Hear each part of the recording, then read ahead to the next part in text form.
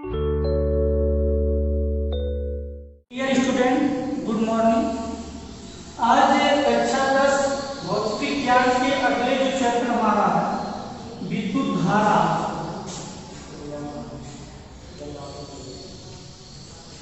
उसके बारे में चर्चा करेंगे। आपका पाठ 3 विद्युत धारा है। विद्युत धारा में सबसे पहले हम आवेश के बारे में जानेंगे। आवेश क्या होता है, कि कितने प्रकार के होते हैं। इसके बाद हम इसके अंतर्गत सारी कहानियों के बारे में पढ़ेंगे, क्या क्या घटनाएं घटती हैं। तो सबसे पहले जो आपका वैद्युत आवेश होता है वो क्या होता है? Electric charge. वैद्युत आवेश किसी वस्तु का वैभव है जिसके कारण वस्तु में चुंबकीय प्रभाव की घटना घटित होती है, वैद्युत आवेश कहलाता है। चुंबकीय प्रभाव की घटना का मतलब आकर्षण अथवा प्रतिकर्षण का उत्पन्न होना, तो वह आपका इलेक्ट्रिक चार्ज कहलाता है। जो इलेक्ट्रिक चार्ज होता है उसे स्मॉल q से व्यक्त किया जाता है। वैद्युत आवेश को स्मॉल q से व्यक्त करते हैं।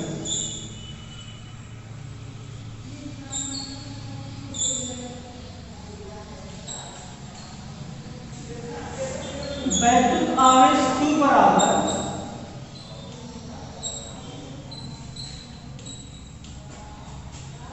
बराबर I इंटू टी होता है। Q बराबर I इंटू टी होता है, जहां I आपका विद्युत धारा है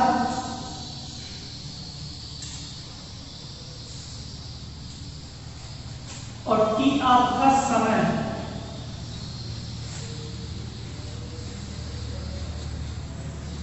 नेक्स्ट, आवेश का जो मात्रक आपका होता है वो कूलाम होता है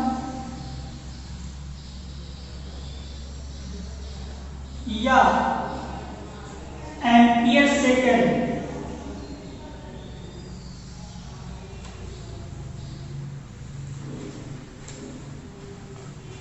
कूलाम या एम्पियर सेकेंड होता है।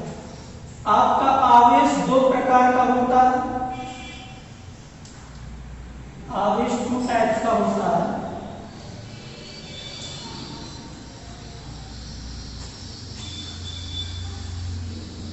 जो पहला आपका चार्ज है वो धनावेश होता है और जो दूसरा चार्ज होता है वो ऋणावेश होता है। धनावेश और दूसरा जो होता है ऋणावेश। धनावेश क्या होते हैं? धनावेश वे आवेश होते हैं जो इलेक्ट्रॉनों का त्याग करते हैं, और ऋण आवेश वह आवेश होता है जो इलेक्ट्रॉनों को ग्रहण करता है। जैसे आपको केमिस्ट्री में पढ़ाया जाएगा इलेक्ट्रॉनिक विन्यास में, तो वैद्युत संयोजकता के बारे में, तो अष्टक नियम के पालन करने के लिए कुछ रूल होते हैं कि उसके बाह्यतम कोश में 2, 8, 18 अथवा 32 आ जाए तो वह अष्टक रूल का पालन करता है। जैसे हमने एक एग्जाम्पल लिया NaCl, तो Na का जो सोडियम आपका Na है और Cl जो आपका क्लोरीन है। हम जानते हैं कि जो सोडियम होता है उसका परमाणु क्रमांक 11 होता है और जो क्लोरीन होता है उसका परमाणु क्रमांक 17 होता है। जब सोडियम का इलेक्ट्रॉनिक कॉन्फ़िगरेशन कराएंगे इलेक्ट्रॉनिक विन्यास, तो हम पाएंगे 2, 8, 8 और क्लोरीन का पाएंगे 2, 8, 7। हमने बताया इसके बाह्यतम कोश में 2, 8, 18 और 32 अष्टक रूल का पालन करेगा, तो ना तो इसके अंतिम में 2, 8, 18 और 32 है, ना इसके अंत में है। तो सोडियम अपना एक इलेक्ट्रॉन क्लोरीन को दे देता है, जिसके कारण इसका 8 हो जाता है। सोडियम ने एक इलेक्ट्रॉन दिया है, इसलिए Na पहले एक प्लस लग जाता है, और क्लोरीन ने एक इलेक्ट्रॉन दिया है, इसके कारण इस पर एक माइनस चिन्ह लगता है। तो हमारे कहने का केवल ये मतलब है कि जो धन आवेश होते हैं वो इलेक्ट्रॉनों का त्याग करते हैं जो ऋण आवेश होते हैं इलेक्ट्रॉनों का ग्रहण करते हैं।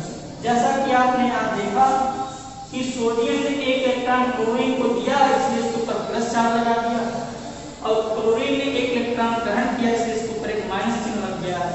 इससे ये पता चलता है कि क्लोरीन ने एक इलेक्ट्रॉन लिया है और सोडियम ने एक इलेक्ट्रॉन लिया है। दूसरी बात है, अगर दोनों चार्ज सेम प्रकृति के हैं, कहने का मतलब है दोनों चार्ज अगर प्लस प्लस हैं तो उनमें प्रतिकर्षण बल पाया जाएगा, अगर दोनों चार्ज माइनस माइनस हैं तो भी इनमें प्रतिकर्षण बल पाया जाएगा।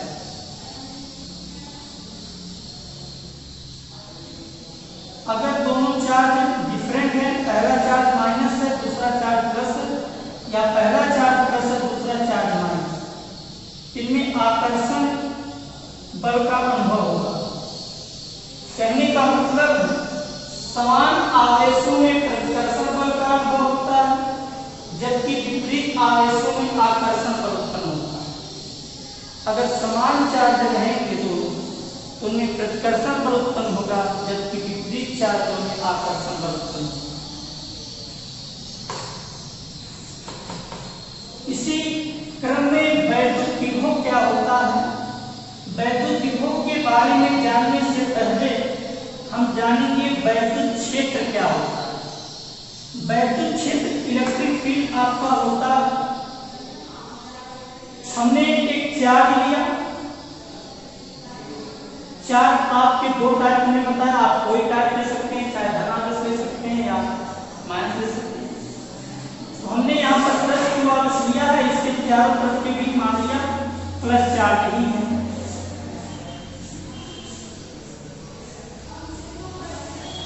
तो किसी आवेश, वैद्युत क्षेत्र के बारे में, किसी आवेश के चारों ओर का वह क्षेत्र जिसमें किसी अन्य आवेश को लाने पर, अब बाहर से आप प्लस आवेश को भी ला सकते हैं अथवा माइनस आवेश को ला सकते हैं।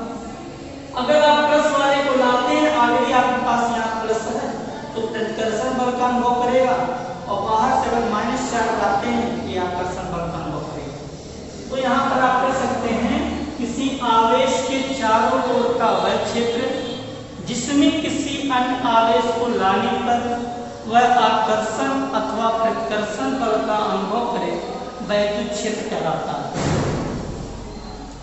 अब इसी के आधार पर हम वैद्युत विभव की परिभाषा ज्ञात कर सकते हैं। वैद्युत विभव, वैद्युत विभव में हमने मान लिया ये आपका एक अनंत बिंदु है, एक बिंदु एक बी है, एक बिंदु ए। ये आपका जो है ये इलेक्ट्रिक फील्ड, यहाँ ए से बी तक का आपका ये फील्ड क्या है? Electric field. यहाँ पर अनंत बिंदु पर हमने एक परीक्षण आवेश लिया है, क्यू नॉट लिया है। जो परीक्षण आवेश आपका होता है वो एक काल्पनिक आवेश होता है। तो इस परीक्षण आवेश को अगर हम मान एक कूलाम लें, इस आवेश को अगर हम वैद्युत क्षेत्र के भीतर किसी भी बिंदु पर लाते हैं तो लाने में जो कार्य किया जाएगा उसे वैद्युत विभव कहेंगे। वैद्युत विभव को हम लोग जो है V से प्रदर्शित करते हैं। वैद्युत विभव को V से प्रदर्शित करते हैं। वैद्युत विभव V बराबर होता है W मान में Q नॉट। तो इसका मात्रक आपका होता है, मात्रक आपका होता है जूल प्रति कूलाम या वोल्ट।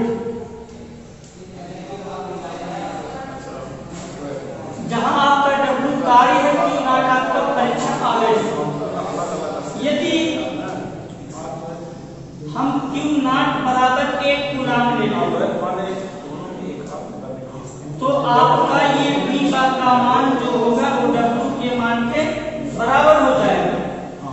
अतः कह सकते हैं एक काम एकांत घन परीक्षण आवेश को अनंत बिंदु से वैद्युत क्षेत्र के भीतर किसी बिंदु तक लाने में जो कार्य किया जाता है या लाने में जो कार्य करना पड़ता है उसे उस बिंदु का वैद्युत विभव कहते हैं। एकांत घन परीक्षण आवेश को अनंत बिंदु से वैद्युत क्षेत्र के भीतर किसी बिंदु तक लाने में किया गया कार्य वैद्युत विभव कहलाता है। जबकि जो आपका वैद्युत विभवांतर होता है वो वैद्युत क्षेत्र के भीतर ही घटना घटती है। वैद्युत क्षेत्र के भीतर मान लिया यही आपका वैद्युत क्षेत्र है, तो वैद्युत क्षेत्र के एक बिंदु से दूसरे बिंदु तक, वैद्युत क्षेत्र में एक बिंदु से दूसरे बिंदु तक लाने में जो कार्य किया जाएगा वह उन दोनों बिंदुओं का विभवांतर कहलाता है। विभवांतर जो आपका हो जाएगा, जैसे मान लिया हमने A से B के बीच घटना घटाया है, तो विभवांतर आपका VA minus VB equal to W/Q नाम होगा। वैद्युत विभव और वैद्युत विभवांतर का मात्रक यही होगा। इसका मात्रक भी जूल कूलम या वोल्ट। अगले क्रम में वैद्युत प्रतिरोध। वैद्युत जो प्रतिरोध होता है वो धारा के मार्ग में अवरोध उत्पन्न करता है। वैद्युत धारा के मार्ग में अवरोध उत्पन्न करने के गुण को वैद्युत प्रतिरोध कहते हैं।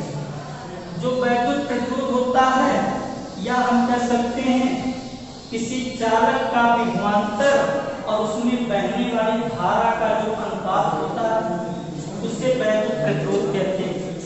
वैद्युत प्रतिरोध को हम लोग कैपिटल R से प्रदर्शित करते हैं और कैपिटल R बराबर आपका होता है V/I, जहां V जो है वो विभवांतर है, I आपकी विद्युत धारा है और R आपका वैद्युत प्रतिरोध है। वैद्युत जो प्रतिरोध होता है उसका मात्रक ओम होता है या वोल्ट प्रति एम्पीयर होता है। वोल्ट प्रति एम्पीयर।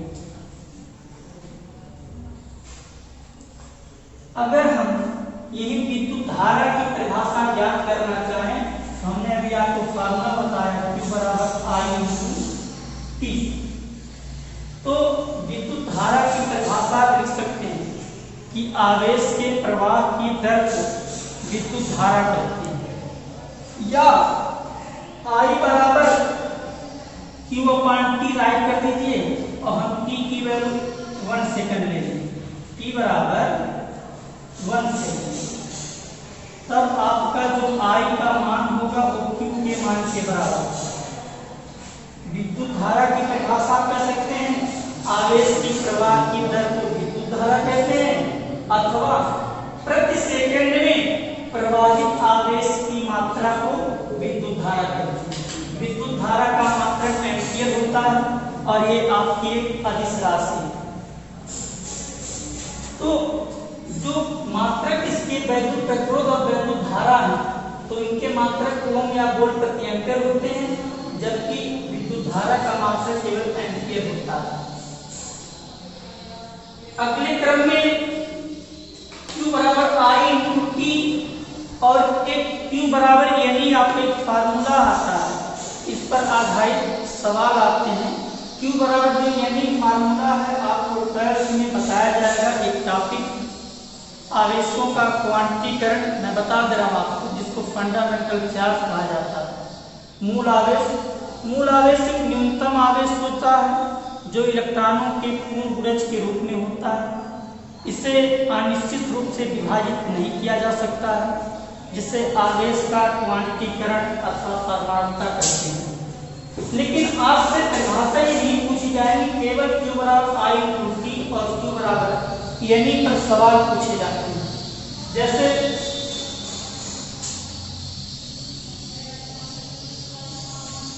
फार्मूला आप जानेंगे Q बराबर आपका I/T भी होता है और Q बराबर यानी भी होता है। Q बराबर आवेश आपका है, I आपकी विद्युत धारा है, T आपका समय है, N यहाँ पर आपकी इलेक्ट्रॉनों ई आपका इलेक्ट्रॉन है। इलेक्ट्रॉन का मान होता है -1.6×10⁻19 कूलम। ये इलेक्ट्रॉन का इतना मान है। अब आपसे Q बराबर I/2T पर एक बार सवाल बना करके पूछा जा सकता है और एक बार Q बराबर M। दूसरी बात इन दोनों को मिला करके बनाया जाए। जैसे पहले का इस पर हम देखना चाहें, हम कहें कि किसी चालक में 4 एम्पियर की धारा 2 सेकंड तक प्रवाहित करते हैं।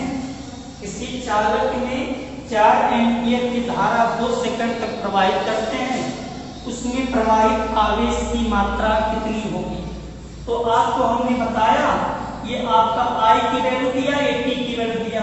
फार्मूला आपको पता है, Q बराबर I/T। I की वैल्यू 4 एम्पियर है, T की वैल्यू 2 है, तो हल करेंगे 4 × 8 कूलम आ जाएगा। इन 3 राशियों में से किन्हीं 2 राशियों का मान आपको दिया जाएगा, तीसरे का मान पूछ लिया जाएगा। Q का मान पूछना रहेगा तो I और T का देंगे, I का ज्ञान करना होगा तो Q और T का देंगे। इनमें से 2 राशियों का मान आपको जरूर देंगे। ठीक इसी प्रकार Q बराबर यहीं पर हम अगर आपसे पूछें 1 कूलम आवेश में इलेक्ट्रॉनों की संख्या ज्ञात कीजिए। आवेश में इलेक्ट्रॉनों की संख्या ज्ञात कीजिए।